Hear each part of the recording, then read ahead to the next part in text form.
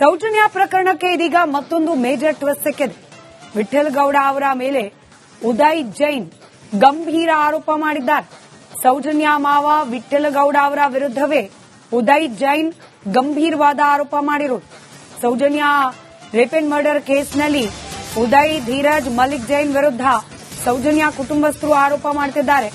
ಆದರೆ ಇತ್ತ ಸೌಜನ್ಯ ಕುಟುಂಬಸ್ಥರ ವಿರುದ್ಧವೇ ಉದಯ್ ಜೈನ್ ಗಂಭೀರ ಆರೋಪವೊಂದನ್ನ ಇವತ್ತು ಮಾಡಿದ್ದಾರೆ.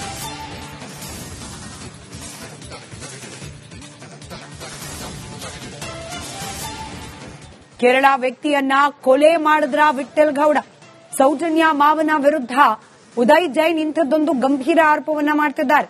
ವಿಠಲ್ ಗೌಡ ಕೇರಳ ಮೂಲದ ವ್ಯಕ್ತಿಯೋರ್ವನನ್ನ ಹತ್ಯೆ ಮಾಡಿದ್ದಾರೆ ಅಂತ ಹೇಳಿ ಉದಯ್ ಜೈನ್ ಗಂಭೀರ ಆರೋಪ ಮಾಡಿರೋದು. ಸೌಜನ್ಯ ರೇಪ್ ಅಂಡ್ ಮರ್ಡರ್ ಕೇಸ್ಗೆ ಸಿನಿಮೀಯ ರೀತಿಯ ಟ್ವಿಸ್ಟ್ಗಳು ಸಿಗ್ತಾ ಇದೆ. 12 ವರ್ಷಗಳ ನಂತರ ಪ್ರತ್ಯಕ್ಷದರ್ಶಿಗಳು ಇದೀಗ ಪ್ರತ್ಯಕ್ಷರಾಗ್ತಾ ಇದ್ದಾರೆ. ಇದರ ಜೊತೆಯಲ್ಲೇ ಸೌಜನ್ಯ ಕುಟುಂಬಸ್ಥರ ವಿರುದ್ಧವೇ ಗಂಭೀರ ಆರೋಪ ಮಾಡಲಾಗ್ತಾ ಇದೆ. ಸೌಜನ್ಯ ಮಾವ ವಿಠಲ್ ಗೌಡ ಕೇರಳ ಮೂಲದ ವ್ಯಕ್ತಿಯೋರ್ವರನ್ನ ಹತ್ಯೆ ಮಾಡಿದ್ದ, ಆ ಶವವನ್ನ ಹೂತ್ ಹಾಕಿದ್ದು ಇದೇ ಚಿನ್ನಯ್ಯ ಅಂತ ಹೇಳಿ ಉದಯ್ ಜೈನ್ ಗಂಭೀರ ಆರೋಪ ಮಾಡಿದ್ದಾರೆ.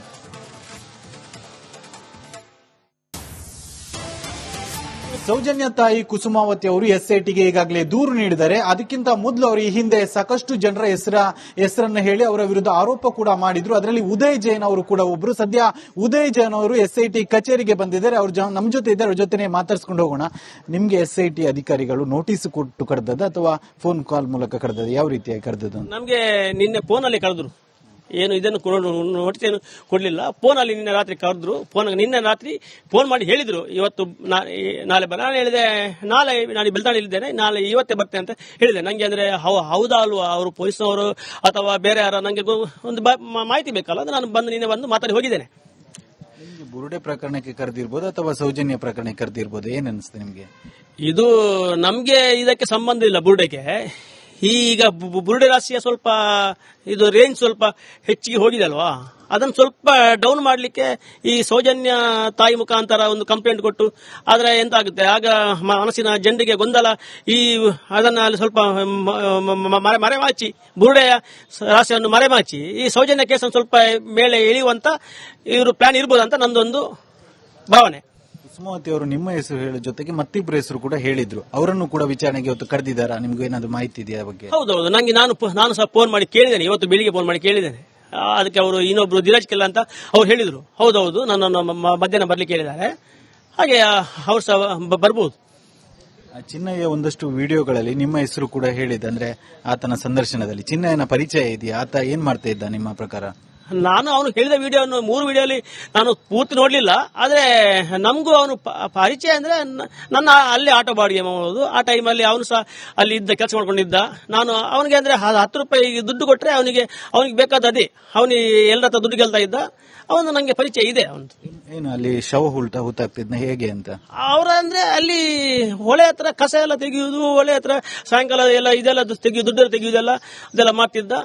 ಮತ್ತೆ ಅಲ್ಲಿ ಶವ ಎಲ್ಲ ಯಾವತ್ತು ಸಿಗುವುದಂದ್ರೆ ಒಮ್ಮೆ ಸಿಕ್ಕಿದಾಗ ಅದಕ್ಕೆ ಅವರು ಹೆಲ್ಪ್ ಎಲ್ಲ ಇವನು ಎಲ್ಲ ಮಾಡ್ತಾ ಇದ್ದ. ಅಂದ್ರೆ ನಮ್ಗೆ ಅಷ್ಟೆಲ್ಲ ಗೊತ್ತು. ಮತ್ತೊಂದು ನಮ್ಗೆ ವಿಷಯ ಏನಂದ್ರೆ, ಒಂದು ಎಲ್ಲ ಇರತ್ರ ಜಂಟ ಹತ್ರ ಪಬ್ಲಿಕ್ ಅಲ್ಲಿ ಒಂದು ಇದಿತ್ತು, ಒಂದು ಮಾಹಿತಿ ಇತ್ತು, ಒಂದರ ಗುಸುಗುಸು. ಈ ಚಿನ್ನಯ್ಯ ಮತ್ತೆ ಇವನು ಸೌಜನ್ಯನ ಮಾವ ಇದಾನಲ್ಲ, ಯಾರು ವಿಠಲ್ ಗೌಡ, ಅವನ ಹೋಟ್ಲಿತ್ತಲ್ಲಿ.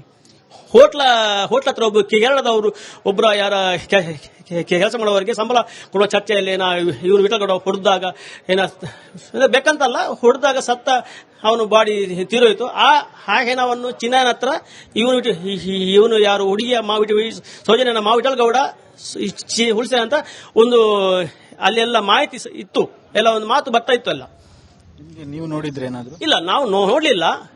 ಅಂದ್ರೆ ಅಲ್ಲಿ ಎಲ್ಲ ಲೋಕಲ್ಸ್ ಎಲ್ಲ ಹೀಗೀಗೆ ಇವನು ಚಿನ್ನಯ್ಯನ ಮುಖಾಂತರ ಇವರು ಈ ತರ ಮಾಡಿ ಆಡಿದಾರೆ ಅಂತ ಒಂದು ಇದಿತ್ತು, ಒಂದು ಗಾಸಿಪ್ ಇತ್ತು. ನಿಮ್ಗೆ ಬ್ರೈನ್ ಮ್ಯಾಪಿಂಗ್ ಎಲ್ಲ ಆಗಿದೆ, ಆದ್ರೆ ಸಾಕಷ್ಟು ಜನರಿಗೆ ನಿಮ್ಗೆ ಬ್ರೈನ್ ಮ್ಯಾಪಿಂಗ್ ಆಗಿದೆ ಇಲ್ವಾ ಅಂತ ಡೌಟ್ ಇದೆ. ಎಲ್ಲಿ ಆಗಿದ್ದು ಮತ್ತೆ ಯಾವ ರೀತಿಯಾಗಿ ಆಗಿತ್ತು ಅಂತ? ಅಲ್ಲ, ಅದು ಮ್ಯಾಪಿಂಗ್ ಖಾಲಿ ಗೊಂದಲ ಅಲ್ಲ.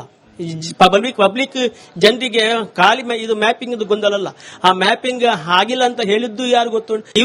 ಈ ಸೌಜನ್ಯ ಪರ ಹೋರಾಟಗಾರ ಅಲ್ಲ, ಇವನು ಸಂತೋಷರಾವು ಪರ ಹೋರಾಟಗಾರರು. ಇವನು ಮೈಸಿಟಿ ತಿಮ್ಮರೋಡಿ ಮಟ್ಟನ್ನ ಎಲ್ಲ ತಮ್ಮನ್ನ ಗಿಮ್ಮನ್ನ ಅವರೆಲ್ಲ ಇದ್ದಾರೆ ಗಾಣಿಗ. ಅವರಿಗೆ ಅವ್ರ ಮಾತನ್ನು ನಂಬುದು, ಅವ್ರ ಗೊಂದಲ ಹುಟ್ಟಿಸಿದ್ದು. ನಮ್ದು ಬೆಂಗಳೂರಲ್ಲಿ ಆಗಿದ್ದು ಅದು 2 ದಿನ ಆಗಿದೆ. ಒಂದು ಕುರ್ಚಿಯಲ್ಲಿ ಕೂತ್ಕೊಂಡು ಒಂದೊಂದು ತಲೆಗೆ ಜೆಲ್ಲೆಲ್ಲ ಹಾಕಿ ಆಗಿದೆ. ನಮ್ದು ತನಿಖೆ ಆಗಿ ಸಹ ನಾವು ಆ ಟೈಮಲ್ಲಿ ಇದ್ದದ್ದು ಸಿಬಿಐ ಜಡ್ಜಿ ಬೇರೆ, ಮತ್ತೊಬ್ಬ ಈ ನಮ್ಮ ತನಿಖೆ ಆದ ಮೇಲೆ ಬಂದದ್ದು ಜಡ್ಜಿ ಬೇರೆ. ಆ ಮಾತನ್ನು ಮಹೇಶ್ ತಿಮ್ಮರೋಡಿ BS ರೇಖಾಂತ ಬಾಯ್ಬಿಟ್ಟು ಹೇಳಿದ್ದಾನೆ.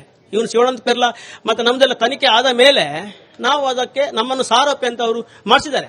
ಯಾರು ಇದೇ ಸಿಬಿಐ PPP ವಕೀಲರು ಎಲ್ಲ ಸೇರಿ ಎಲ್ಲ ದುಡ್ಡು ಕೊಟ್ಟ. ಅದನ್ನು ನಾನು ಹೇಳುದಲ್ಲ, ಇವನೇ ಸೌಜನ್ಯನ ಮಾವನೇ ಹೇಳಿದ್ದಾನೆ. ನಮ್ಮ ಇವರು ಗಿಲಿಯಾರ್ನ ಇದರಲ್ಲಿ ಹೇಳಿದ್ದಾನೆ, ನಮ್ಗೆ ಒಂದೂವರೆ ಕಡೆ ಖರ್ಚಾಗಿ ಅಂತ. 1.5 ಕೋಟಿ ಅಂದ್ರೆ ಅದಕ್ಕೆ 3 ಭಾಗ ಮಾಡಿದ್ದಾರೆ. ನಾವು ನಮ್ಮನ್ನು ಸಾರೋಪ ಮಾಡೋದಕ್ಕೆ ನಾವು ಕಂಡದ್ದು ಸ್ಟೇ, ಅದು ಗೊಂದಲ ಮಾಡಿದ್ದಾರೆ. ನಮ್ಮನ್ನು ಮಾಪಿಂಗ್ ಆಗಿಲ್ಲ ಅಂತ ಗೊಂದಲ ಮಾಡಿದ್ದಾರೆ. ನಾವು ಸ್ಟೇ ತಂದು ಯಾಕೆ ಅಂತ ಅದನ್ನು ಗೊಂದಲ ಮಾಡಿದ್ದಾರೆ. SITಗೆ ಕರೆದಿದೆ. ಮುಂದಿನ ದಿನಗಳಲ್ಲಿ ಸೌಜನ್ಯ ಪ್ರಕರಣವನ್ನು ಕೈಗೆತ್ತಿಕೊಂಡು ಸಂಪೂರ್ಣವಾಗಿ ತನಿಖೆ ಮಾಡುವುದಿದ್ರೆ ನೀವು ಸಹಕಾರ ನೀಡ್ತೀರಾ? ಈ ಹಿಂದೆ ತನಿಖೆ ರೀತಿಯಲ್ಲಿ ಹೌದು, ನಾವು ಏನ್ ಗೊತ್ತಾ, ನಾವು ಯಾವುದೇ ತನಿಖೆ ಅವರು ಕರೆದ್ರು, ಎಲ್ಲಿಗೆ ಕರೆದ್ರು, ನಾವು ಹಾಕಿದ ಬಟ್ಟೆಯಲ್ಲಿ ನಾವು ಅಲ್ಲಿ ಅವರು ಕರೆದಲ್ಲಿಗೆ ಹೋಗ್ಲಿಕ್ಕೆ ರೆಡಿ ಇದ್ದೇವೆ. ಯಾಕಂದ್ರೆ ನಮಗೆ ನಾವು ಸತ್ಯ ನಮ್ಮ ಇರುವಾಗ ನಮಗೆ ಭಯ ಇಲ್ಲ. ಅವರಿಗೆ ಸುಳ್ಳು ಹೇಳುವವರಿಗೆ ಭಯ ಇಲ್ಲ. ಈಗ ಸುಳ್ಳು ಹೇಳುವವರಿಗೇನೆ ಭಯ ಇಲ್ಲ. ಮತ್ತೆ ಹಾಗಾದ್ರೆ ನಮ್ಗೆ ಸತ್ಯ ಹೇಳುವವರಿಗೆ ಯಾಕೆ ಭಯ? ಯಾಕೆ? ಹೌದಲ್ವಾ? ಇದು ಉದಯ್ ಜೈನ್ ಅವರ ಮಾತು. ಕ್ಯಾಮರಾ ಪರ್ಸನ್ ದಿವಾಕರ್ ಪದ್ಮುಂಜ ಜೊತೆ ದಿನೇಶ್ ಕಾಶಿಪಟ್ನ, ರಿಪಬ್ಲಿಕ್ ಕನ್ನಡ. ಸೌಜನ್ಯ ಪ್ರಕರಣಕ್ಕೆ ಇದೀಗ ಮತ್ತೊಂದು ಮೇಜರ್ ಟ್ವಿಸ್ಟ್ ಸಿಕ್ಕಿದೆ. ವಿಠಲ್ ಗೌಡ ಅವರ ಮೇಲೆ ಉದಯ್ ಜೈನ್ ಗಂಭೀರ ಆರೋಪ ಮಾಡಿದ್ದಾರೆ. ಸೌಜನ್ಯ ಮಾವ ವಿಠಲ್ ಗೌಡ ಅವರ ವಿರುದ್ಧವೇ ಉದಯ್ ಜೈನ್ ಗಂಭೀರವಾದ ಆರೋಪ ಮಾಡಿರೋದು. ಸೌಜನ್ಯ ರೇಪ್ ಅಂಡ್ ಮರ್ಡರ್ ಕೇಸ್ನಲ್ಲಿ ಉದಯ್, ಧೀರಜ್, ಮಲಿಕ್ ಜೈನ್ ವಿರುದ್ಧ ಸೌಜನ್ಯ ಕುಟುಂಬಸ್ಥರು ಆರೋಪ ಮಾಡ್ತಿದ್ದಾರೆ. ಆದರೆ ಇತ್ತ ಸೌಜನ್ಯ ಕುಟುಂಬಸ್ಥರ ವಿರುದ್ಧವೇ ಉದಯ್ ಜೈನ್ ಗಂಭೀರ ಆರೋಪವೊಂದನ್ನ ಇವತ್ತು ಮಾಡಿದ್ದಾರೆ.